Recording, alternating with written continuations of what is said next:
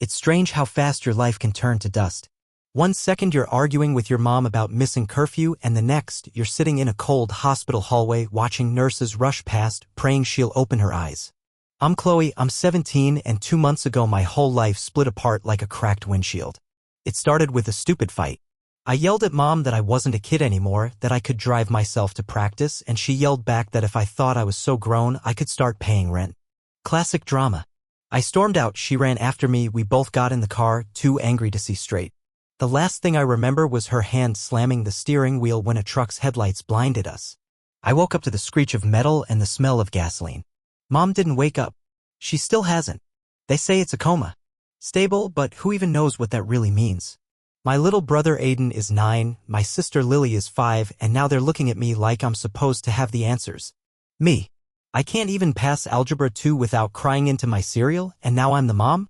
I moved into the hospital waiting room full-time for the first few days until CPS threatened to step in if someone didn't take responsibility. I panicked. Dad left years ago and we don't even know where he is. No family nearby. No backups. Just me. So now I pick Lily up from kindergarten after school. I sign Aiden's permission slips. I microwave dinners and Google how to do laundry at 2 a.m. like a zombie. I smile for them even when my heart feels like it's bleeding out. Some nights I just cry into a towel in the bathroom because I don't want them to hear. It's like I'm underwater all the time, and every day the surface gets further away. School's a joke. I used to be a straight-A student. Now I'm that girl who smells like baby wipes and can't stay awake in class.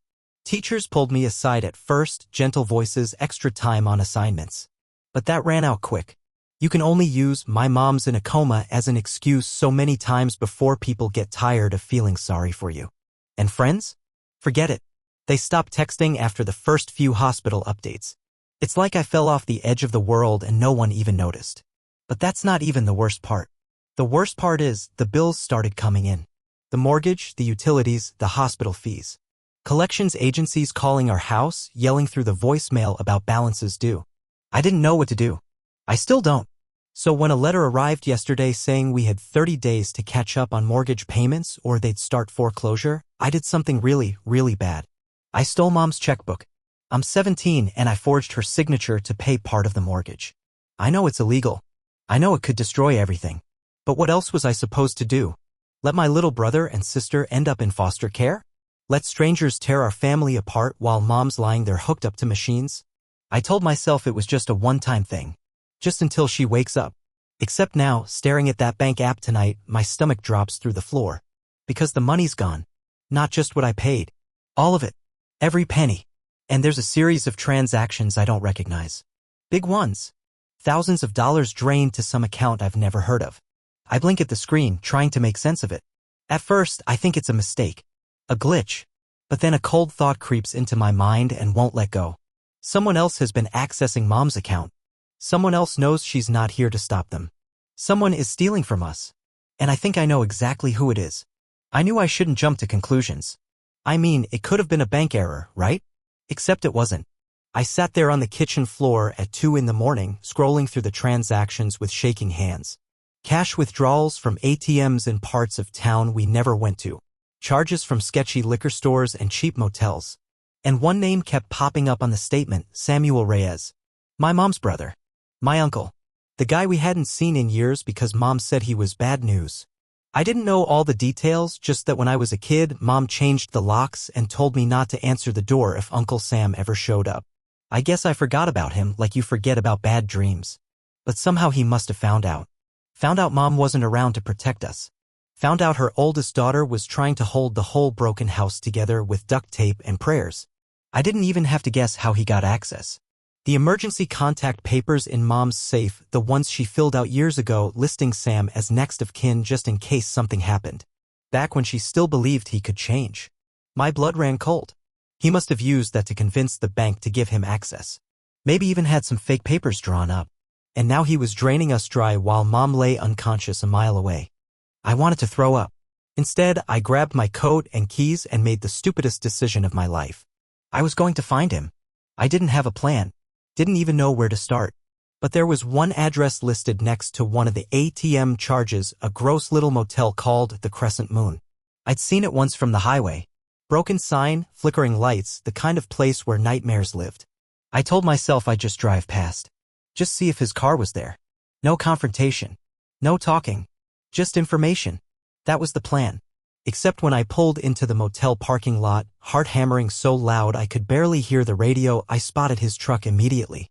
Beat-up silver Ford, same cracked bumper I remembered from when I was little. It was parked crooked in front of room 17. And the room's window was lit up. I killed the headlights and coasted to a stop a few spaces down. I could hear my own breathing, sharp and ragged. I shouldn't be here. I should call the police. I should call someone, anyone. But my phone was sitting on the kitchen counter at home. Of course it was. And I couldn't leave. Not when everything depended on getting our money back. Not when everything depended on keeping Aiden and Lily under our roof. I got out of the car, legs trembling, fists clenched so tight my nails dug into my palms. I crept toward the window, heart slamming against my ribs. And that's when I heard it. A voice. Slurred. Mean. Yeah, the stupid B*TCH'll never figure it out. She's too busy wiping noses and playing house. Laughter. Another voice, nastier. What about the kids? What about em? Sam said. They're not my problem. I felt like the ground was tilting. I leaned against the wall to keep from falling over. That's when something metallic clattered behind me. My foot had kicked a loose beer can lying in the gravel. The noise was deafening in the silence. I froze. Inside, the voices cut off. For a heartbeat, everything was still. Then the door to room 17 was yanked open so hard it slammed against the wall. And there he was. Uncle Sam. Bigger, rougher, meaner than I remembered. His bloodshot eyes locked onto me. His mouth twisted into a grin that made my stomach curdle. Well, he said, stepping toward me, cracking his knuckles, if it isn't my little niece. Come to join the party? I turned to run. But it was already too late. I tried to bolt, but Sam grabbed the back of my jacket, yanking me off my feet like I weighed nothing. I crashed onto the gravel, my palms scraping open, the sting barely registering through the adrenaline hammering my chest. I scrambled backward, kicking, clawing at the rocks, but he just laughed, low and ugly, and grabbed my ankle. Easy, girl, he said. You're not going anywhere yet. I wanted to scream. Wanted to call for help. But the motel was a ghost town, the office dark, the parking lot empty except for 2 busted-up cars and a pickup that looked like it hadn't moved in years. No one would hear me. No one would care. Sam crouched down in front of me and I caught a whiff of cheap beer and cigarettes. His face was worse up close, pockmarked, greasy, with yellow teeth and eyes that didn't seem entirely focused. You're growing up just like your mama, he said, sneering. Real pretty. Real stupid. My whole body shook, but I forced myself to meet his eyes. You're stealing from her, I said, my voice hoarse. From us. He shrugged like it was nothing. She owed me. Still does. You all do. His hand tightened around my ankle until I bit my lip to keep from crying out.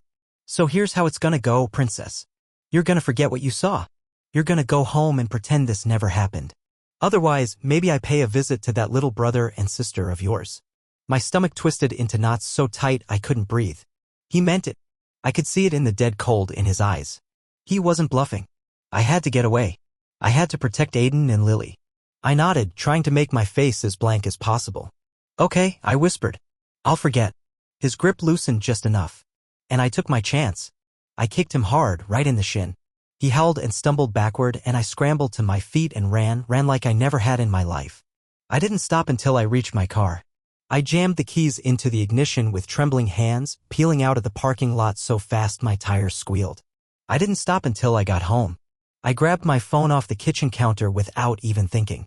I locked the doors, double-checked the windows, then curled up on the couch shaking so hard my teeth chattered. I barely slept. Every sound outside made me jump. Every headlight passing by made me think it was him coming after us. By morning, my decision was made. I wasn't telling the police.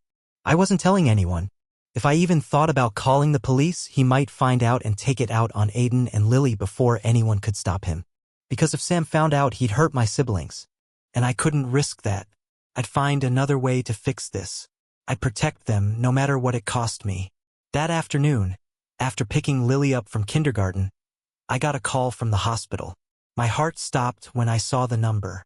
I thought maybe, finally, Mom had woken up, that she'd smile and scold me for not brushing Lily's hair right, or for burning the spaghetti last night. I answered so fast I almost dropped the phone.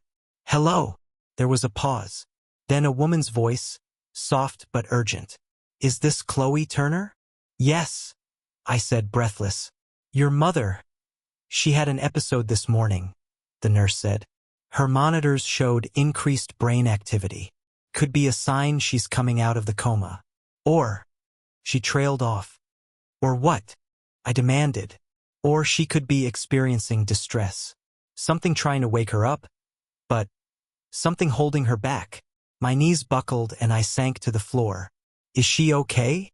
We're monitoring her closely, the nurse said. But there's something else.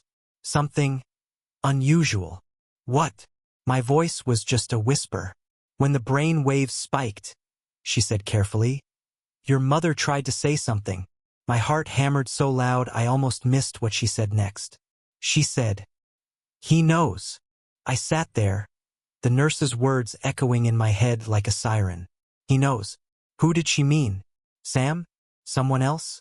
My mind spun in circles until I thought I'd puke. The nurse said Mom's vitals had calmed down since then, but she hadn't woken up. She was trapped somewhere between sleep and screaming, and there was nothing I could do to pull her out. After I hung up, I curled up on the couch next to Lily, watching her color a picture of our family. The kind with shaky stick figures and giant smiling faces. She drew Mom standing right next to me, holding my hand. I swallowed the lump in my throat so hard it hurt. I had to be strong. For Lily. For Aiden. For Mom. That night, after the kids were asleep, I did something I swore I wouldn't. I broke into Mom's locked drawer in her closet. I remembered her hiding something in there years ago. Old papers, a few photos she said were too painful to look at. I needed answers, and if she couldn't give them to me, I was going to find them myself. It didn't take long to pick the cheap lock with a bobby pin. Inside, there was a mess of old documents, birth certificates, an expired passport, some yellowed letters tied together with twine. And then, an envelope. Thick, heavy, marked with one word in shaky handwriting. For Chloe. My hands trembled as I tore it open. Inside was a letter. It was dated 6 months ago. I unfolded it, heart racing, and began to read. Chloe, if you're reading this, it means something has happened to me. Maybe something I knew was coming. Maybe something I tried to stop. I don't know how much time I have to explain, so please listen carefully. I never told you the truth about why your father left. You grew up believing he just walked out, that he abandoned us. But that's not the whole story. He left because I begged him to protect you, to protect all of you, because someone was after us. Someone dangerous. Someone I used to trust. My blood went ice cold. The letter continued. His name is Samuel Reyes. Your uncle. My brother. I don't know what happened to him exactly, but somewhere along the way he changed. He got into bad things. Owed money to worse people. When he realized I wouldn't help him anymore, wouldn't cover for him, wouldn't pay his debts, he made threats. Against me. Against you and the kids. That's why we moved towns. That's why we changed your school. I thought we were safe. I thought he would forget about us. But if you're reading this, maybe I was wrong. Chloe, if anything happens to me, promise me you'll protect Aiden and Lily. Promise me you'll stay away from Sam. He's not who you think he is. He's not even who I thought he was. I stared at the letter. My stomach twisted into knots so tight I couldn't breathe. Mom knew. She had known this whole time. She had been trying to protect us. But now she was lying helpless in a hospital bed. And I was completely exposed. Cold realization slammed into me. If Sam had drained the bank account, if he knew we were vulnerable, if he knew Mom was trying to warn me even now, he wouldn't stop until he got what he wanted. And what he wanted might not just be the money. The doorbell rang. I jumped so hard the letter flew out of my hands. It was almost midnight. Nobody should be here. Nobody normal, anyway. I crept to the window and peeked through the blinds. A man stood on the porch. Not Sam. Someone else. A stranger. He wore a black hoodie pulled up over his head, hands shoved deep in his pockets. He wasn't moving. He was just standing there, waiting, watching. My phone buzzed on the coffee table, making me nearly scream. I grabbed it. One new text from an unknown number. Open the door, Chloe. We need to talk. Now. I backed away from the window so fast I almost tripped over the coffee table. My mind screamed not to open the door. Every horror movie I ever watched told me exactly what happened next if I did. But the text, whoever sent it, knew my name. And somehow, deep in my gut, I knew this wasn't random. This was connected to everything. I looked at Aiden and Lily sleeping peacefully in the next room and made my decision. I grabbed the biggest kitchen knife I could find, tucked it up my sleeve, and cracked the front door just a sliver, chain still latched. "What do you want?" I hissed through the gap. The man didn't flinch. In the porch light, I could see his face better now, sharp features, dark stubble, tired, bloodshot eyes. He looked like someone who hadn't slept in days. "I'm here to help you," he said quietly. "Your mom sent me." My heart stopped. "You're lying," I said, voice shaking. "My mom's in a coma." "I know," he said. "That's why she sent the letter. That's why I'm here." I didn't move. I didn't trust him. "Who are you?" I demanded. He hesitated. "My name's Noah. Noah Carter. Your mom, she knew this might happen. She knew Sam would come back for you." His voice broke just a little. "She didn't want you to be alone when it did." I stared at him, heart pounding against my ribs like it wanted to break free. Some part of me wanted desperately to believe him. To believe that I wasn't crazy, that mom had prepared for this somehow. But another part of me screamed that trusting strangers was how girls like me ended up in the obituaries. "I don't believe you," I said. "Leave, or I'll call the cops." He nodded like he expected that. Like he understood. He reached into his jacket slowly, carefully, and pulled out a battered photo. He held it up against the window so I could see. It was a picture of him and my mom. Younger. Laughing.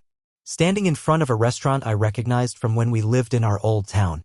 I recognized her handwriting on the back of the photo too, me and Noah. Always family. Always safe. My throat tightened. Tears stung my eyes. Still, I didn't open the door. "If you're really here to help," I said, voice cracking, "tell me what's happening. Tell me the truth." He lowered the photo and looked me dead in the eye. "Your uncle isn't working alone." My stomach twisted. "What do you mean?" "There's more to this than just money," he said. "Sam's in deep with people who want something your mom had. Something she hid." "What did she hide?" I asked, dread curling around my ribs like barbed wire. Noah glanced around nervously, then leaned closer to the door. "Proof," he whispered. "Proof of what they did. Years ago. Your mom stole it. She's been hiding it ever since. And now they think you have it." My head spun. "I don't even know what you're talking about." "It doesn't matter," Noah said urgently. "If they believe you have it, they won't stop. Not until they get it. Not until they get you." My blood turned to ice. Lily whimpered softly in her sleep behind me, and that sound snapped something inside me. I had to protect them. I had to figure this out. Before it was too late. I unlatched the chain and opened the door. "Fine," I said, gripping the knife tighter in my sleeve. "I'm listening." Noah nodded once and stepped inside. But the second the door clicked shut behind him, the world outside exploded in flashing red and blue lights. Sirens. Cops. And a voice booming through a loudspeaker. "Chloe Turner. Step outside with your hands up. You are under arrest." I froze, staring at Noah, heart hammering against my ribs so hard I thought it might actually crack. "What did you do?" I whispered. He threw his hands up, backing away from me slowly. "I didn't call them," he said urgently. "I swear." "Chloe, listen to me, this isn't what you think." But it was too late. Flashlights danced across the windows. Fists pounded against the door. A voice shouted again, "Come out now, Chloe." Hands visible. No sudden movements. My body moved on autopilot. I dropped the knife, lifted my shaking hands above my head, and walked toward the door, every step feeling heavier than the last. Through the glare of the floodlights, I could barely see the cops' faces as they swarmed me, yanking my arms behind my back, the cold bite of handcuffs snapping around my wrists. Lily started crying from the bedroom. Aiden shouted my name. I struggled against the cuffs, screaming, "Please, my brother and sister, they're alone, don't hurt them." The officers barely glanced at each other before one barked into a radio, calling in backup for the children. I was marched down the front steps barefoot, gravel slicing into my feet, heartbreaking wide open with every step. Noah was shoved against the porch railing, a cop pinning him there. Our eyes met for one gut-wrenching second. And in that second, I didn't see a traitor. I saw someone just as terrified as me. "Tell them," I cried as they shoved me into the back of the cruiser. "Tell them the truth." But Noah just lowered his head. At the station, everything blurred together, fingerprints, cold metal chairs, buzzing fluorescent lights. Finally, after what felt like years, someone sat down across from me. A woman in a plain suit. She didn't look cruel. She looked tired. Sad. "Chloe," she said gently, "we're not here because you did anything wrong." I stared at her, my whole body shaking. "Then why am I in handcuffs?"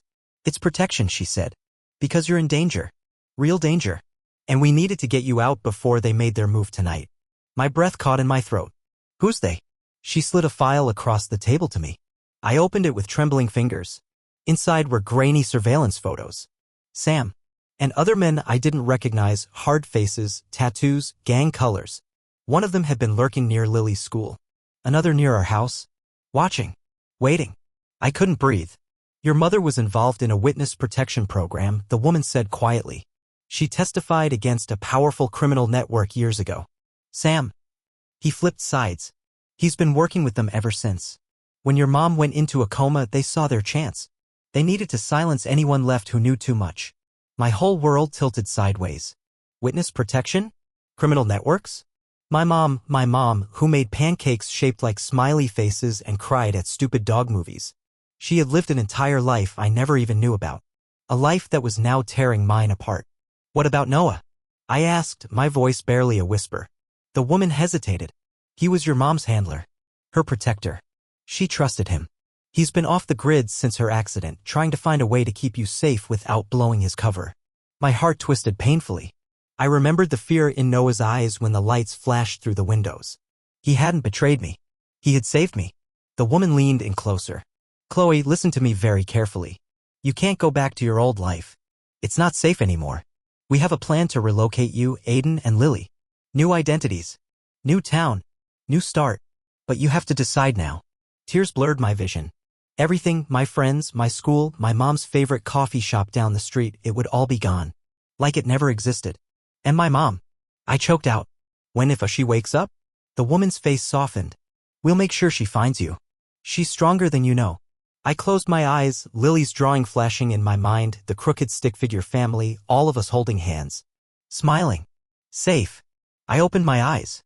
I'll do it, I said. Whatever it takes. I'll protect them. And that's how 2 weeks later I became someone else. A new name, a new house in a town where no one knew who Chloe Turner was. I tucked the old photo of Mom and Noah deep into my backpack and kept the letter folded over my heart. Every day I wake up and fake a smile for Aiden and Lily, pretending we're just normal kids again. Pretending we're not looking over our shoulders every second. And every night I stare at the stars and whisper the same promise. I'm still here, Mom. I'm still fighting. And one day you'll find us. Because I had to believe even after everything that this wasn't the end of our story. Not even close.